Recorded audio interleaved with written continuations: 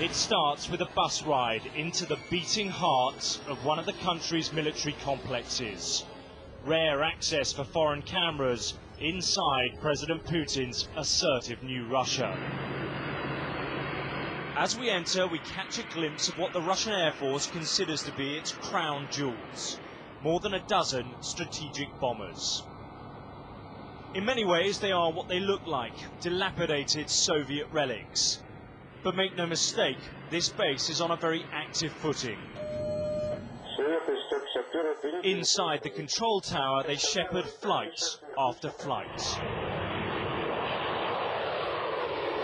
Each one of these planes is capable of carrying an atomic missile to Western Europe or the United States. The military says these are simply training missions. The West, though, is looking on with concern. We've been watching these planes take off for the past hour. Now, the exact details of the missions flown from this base are a top secret. But what we do know is that nuclear bombers have in the past encroached towards British airspace.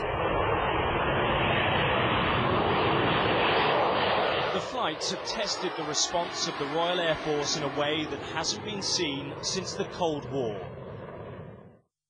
This was how the RAF greeted a Tupolev 95 off the coast of Britain just a few months ago.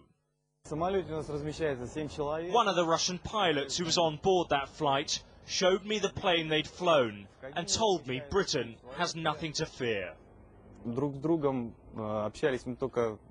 RAF planes came up pretty close to us. We waved hands, greeting each other, and there was no animosity. Vladimir Putin ordered the resumption of the long-range flights in August. He's keen to present himself as a muscular commander-in-chief. The PR stunts in uniform, though, are coupled with the very deep pockets of a resurgent Kremlin. With massive revenues from oil and gas, Russia is remilitarizing. Its defense budget has quadrupled since Putin took office. We're not anywhere near the number of hours British pilots spend in the air, but even that is causing alarm. It's not fair. RAF pilots should be pleased. They have more to do now. The long-range flights are here to stay, continuing day and night. It may be a sign of openness, but it's also clear that our trip to the base is part of a wider strategy. To amplify to the world that Russia is back after the chaos and poverty of the Soviet collapse.